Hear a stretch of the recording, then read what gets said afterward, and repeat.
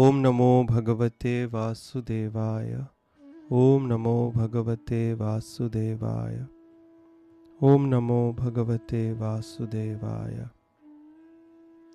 Narayanam Namaskritya Naram Chaiva Narottamam Devim Saraswatim Vyasam Tato Jayamudirayet. Reading from the Bhagavad Gita, Chapter 18, Conclusion, the Perfection of Renunciation, text number 23 onwards.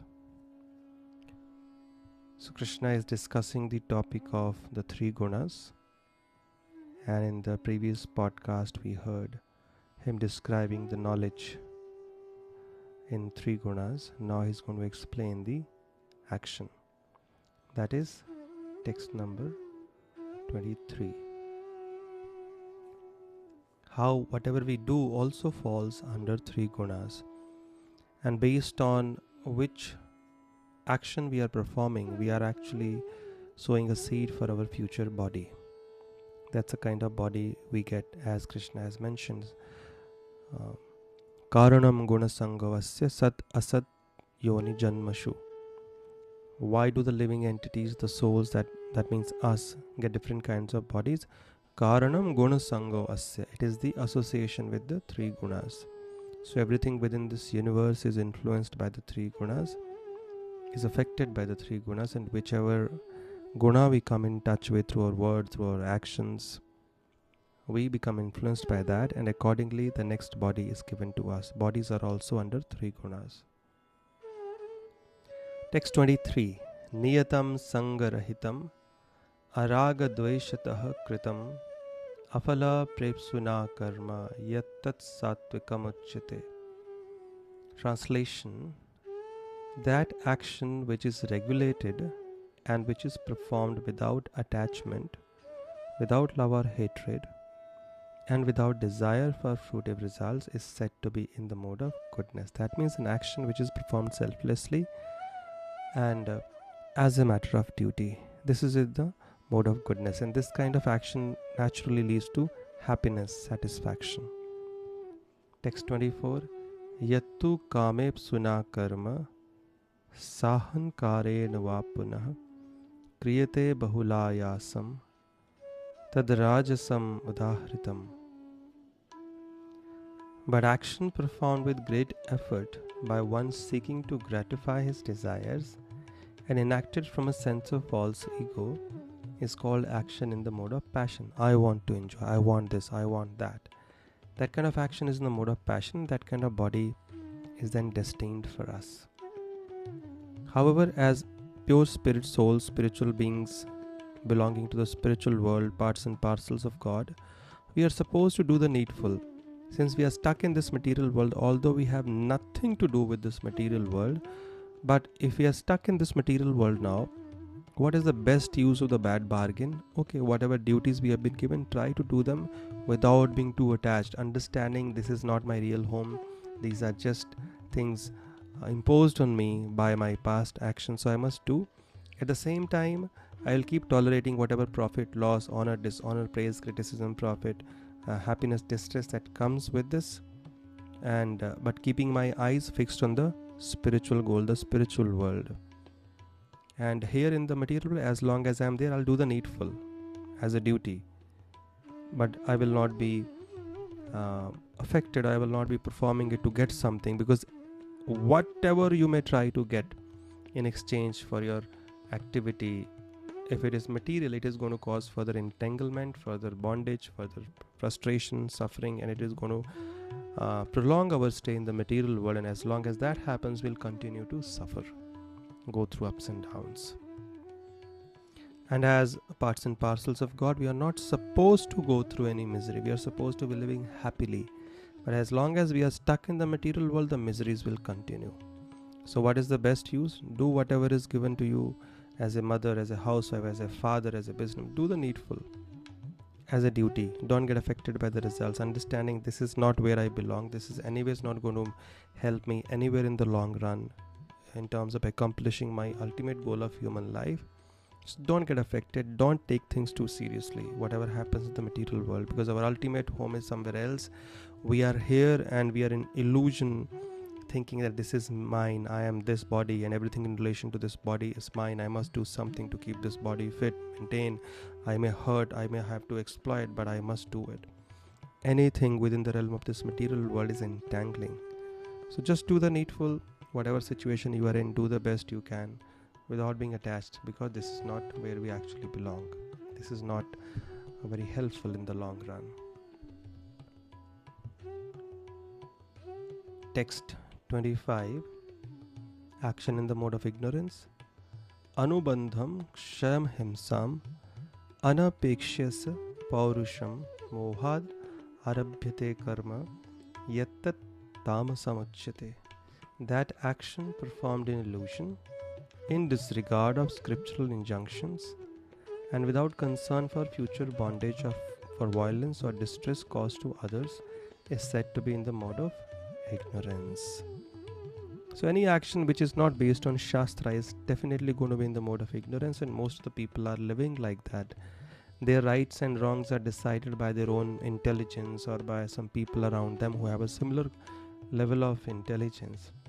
And therefore, and nobody is concerned about future happiness or bondage. Nobody gives a damn about it. Kal kisne dekha hai? You only live once. Well, you can say these things. They may sound nice. People make these statements because they don't want to have any accountability. They know as long as accountability comes into picture, their so-called enjoyment will be impeded. They don't want that. They don't want to listen to that. They just want to turn their faces away from reality. But that doesn't change the reality. Accountability is there. Every word, every action that we perform, we are held accountable for that. And there is life after death. We get next body, next destination based on our present karma. So we can't go around this principle. Age Krishna continues in the same theme. Mukta sango anaham vadi dhriti utsaha samanvitaha siddhi asiddhiyo nirvikaraha karta sattvika uchyate. One who performs his duty without association with the modes of material nature, without false ego, with great determination and enthusiasm, and without wavering in success or failure, is said to be a worker in the mode of goodness. Now Krishna is going to explain the performer of action, the worker. Who is in the mode of goodness? How can we understand, or whether we are in the mode of goodness or passion or ignorance? Somebody who is performing his duty without being motivated by false ego. I, me and mine. That is not the concern. Is simply not affected by the success or failure. He's doing it as a duty. Such a person is in the mode of goodness, and therefore he remains calm always, because he's not expecting, or he's not getting affected by the results that come his way. And he just continues to perform his duty. He doesn't get stuck.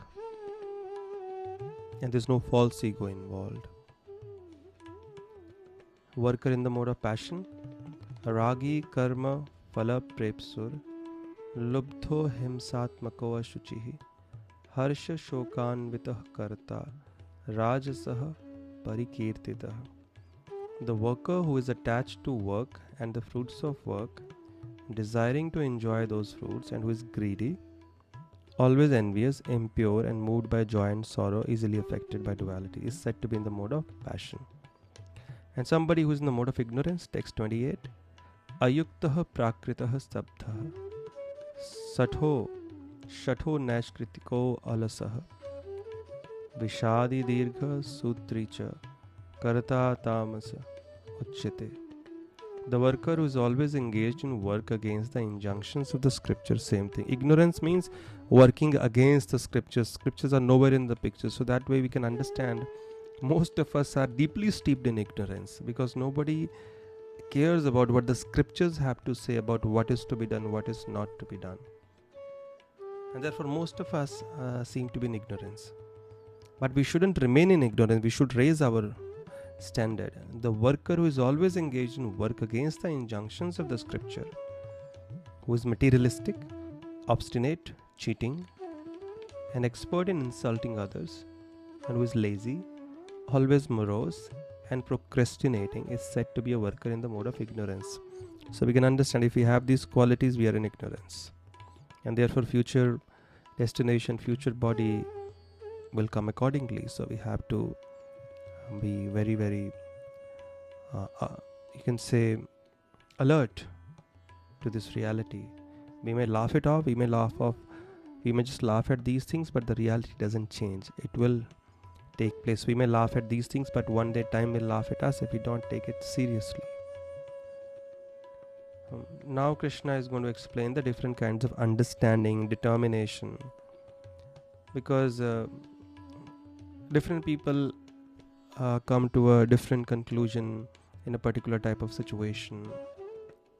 Their understanding is different. Why? Because each one is influenced by a different guna. Similarly, the determination people have to do things. Now he's very determined. Determination, different people have to do different things, but which is the right kind of determination, which is in the mode of goodness, passion, ignorance? Let's hear from the authority himself. Text 29. Buddhir bhedam riteschaiva gunatastrī vidham shrunu prochyamanam asheshena prithaktvena dhananjaya. O winner of wealth, now please listen as I tell you in detail of the different kinds of understanding and determination according to the three modes of material nature. What are they? Text 31. Pravrittim cha nivrittim cha karya karya bhaya bhay bandham moksham cha yaveti buddhi sa partha satviki. O son of Pritha, that understanding by which one knows what ought to be done and what ought not to be done, what is to be feared and what is not to be feared, what is binding and what is liberating, is in the mode of goodness. So this is the perfect understanding by which we know what is dharma, what is adharma, what is right, what is wrong, based on the scriptures, and that kind of understanding is liberating. If we don't discriminate, then how will we ever be considered as humans? Humans are blessed with the ability to choose, the free will to choose. But these choices must be based on scriptures, not based on Google, Wikipedia, social media, or whatever the majority of the people are saying. Oh, so many people are doing it, so it must be right. No. Right is right even if no one does it. Wrong is wrong even if everyone does it. So dharma cannot be manufactured. It is given by the Lord. Dharmam tu sakshat bhagavat pranitam. That which is given by the Lord is dharma. Anything against is adharma. We can't keep manufacturing our dharma. They are called manodharmas. That is not going to lead us anywhere. It may sound very, nice. However, the results are going to be devastating then in the long run. So the sooner we realize this, the better it will be for us. Learn to discriminate and learn to take the right decision. Know what is right and do what is right based on scriptures, because scriptures are the law books. Eventually judgment will happen based on what they say, not on the basis of what the majority of the people in this world are saying or doing. A mode of passion. What kind of understanding is the mode of passion? Yaya dharmam adharmam cha karyam cha karyam eva cha ayathavat prajanati buddhi sa partha rajasi. O son of Pritha. Pritha is Kunti Devi. Krishna is addressing Arjuna.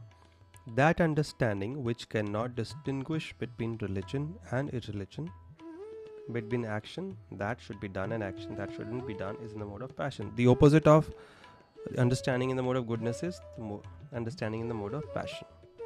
And what is in the mode of ignorance? Adharmam dharmam itiya manyate tamasavrita sarvarthan viparitam tamscha buddhi sa partha tamasi. That understanding which considers irreligion to be religion and religion to be irreligion under the spell of illusion and darkness, and strives always in the wrong direction, Partha is in the mode of ignorance. And we see in this world today something that is supposed to be the real religion or the real dharma is neglected, and people are just doing the opposite, and they think that is their duty. So people have manufactured dharmas called manodharmas, they have formed their own duties, and it is due to living a life of ignorance under the spell of illusion, totally living in darkness and totally striving in the wrong direction. Real dharma, which every religion recommends or states, is to love God, to serve God, because we are ultimately having an eternal relationship with Him and Him and Him only. Everything else is just an illusion. In the previous life, who were we associated with? Next life, we don't know. In this life, we get stuck. Oh, this is mine. I am this. I am so and so. This is called illusion. And we think this is the highest duty and I must just stick to this. Filling the belly, just taking care of my near and dear on that. So the real dharma, that is, and service to God is neglected. So what is religion is to be considered irreligion. What is irreligion is to be considered religion. That has become the norm in today's day and age. And even in the name of spirituality, people are fooling themselves, fooling others. I am spiritual but not religious. This is the statement made by those people who don't want to have any accountability, who don't want any discipline in their life, and who don't want to follow any rules and regulations, or who don't want to live, who just want to live life whimsically. And somehow these people are fully convinced that they are very spiritual. Spiritual comes from the word spirit. Spirit means the soul. It is antimatter. The soul, the super soul. So unless we talk about these things and do something to reach that stage, all that we do, all that we say is an illusion. So this is also a form of deep-rooted ignorance. However, to understand more on this subject, maybe you can read my book Ask the Monk, in which I have answered more than 74 such questions. Can I be spiritual without being religious? Is everything predestined? Why do we need rituals? Why do people fight in the name of religion? Do all paths lead to the same goal? Many such questions. So maybe you can just find that on Amazon. So this is about different types of actions and understanding that Krishna has spoken about. So next, Krishna is going to talk about the 3 types of determination that people have. He says, text number 33, Dritya yaya dharayate manah pranendriya kriyaha yoge navyabhicharinya tritihi sa partha satviki. O son of Pritha, that determination which is unbreakable, which is sustained with steadfastness by yoga practice, and which thus controls the activities of the mind, life and senses, a determination in the mode of goodness. So there are different types of people have determination for different things. Some people have determination to hurt others, exploit others. Some have determination to help others. So what is the best kind of determination? That aims at mind control, sense control, and aims at yoga, linking with the Supreme. That is in the mode of goodness. Such people who are determined for these things are in the mode of goodness. Yayatu dharma kamarthan dritya dharyate arjuna prasangena falakangshi dritihi sa partha rajasi. But that determination by which one holds fast to fruitive results in religion, economic development and sense gratification is of the nature of passion, O Arjuna. That determination that even if people do religion or economic development or sense gratification, they have expectation, they want to enjoy. Some people are determined in these aspects, religion, economic development, sense gratification. But even if they're doing religion, it is only to enhance their sense gratification, enhance their name and fame and sense gratification, enjoyment.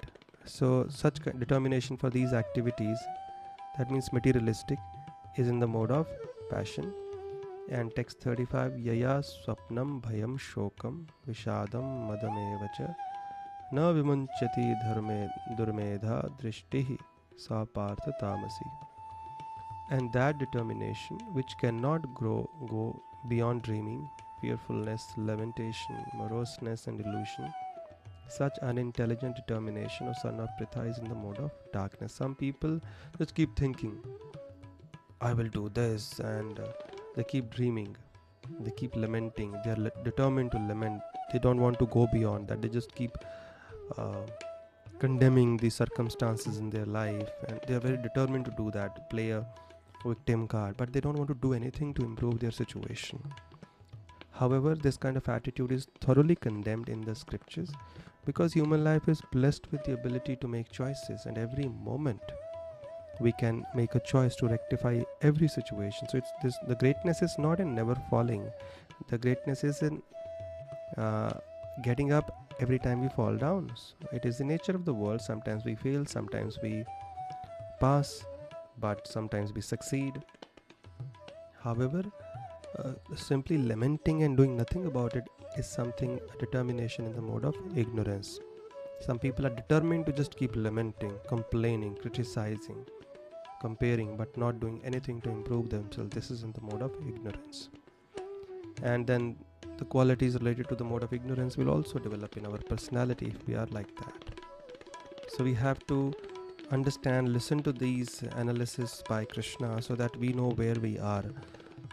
Forget about others, but others we can understand by this, that they are at this level, but at least for our own selves we need to hear these things again and again so that we know where we are, and then we can raise our standard beyond this to brighten our future, to make sure that we don't degrade ourselves, or we are not degrading ourselves at the moment. So now Krishna is going to explain 3 kinds of happiness by which the soul enjoys and by which he sometimes comes to the end of all distress. So that we'll discuss in the next podcast. Hare Krishna.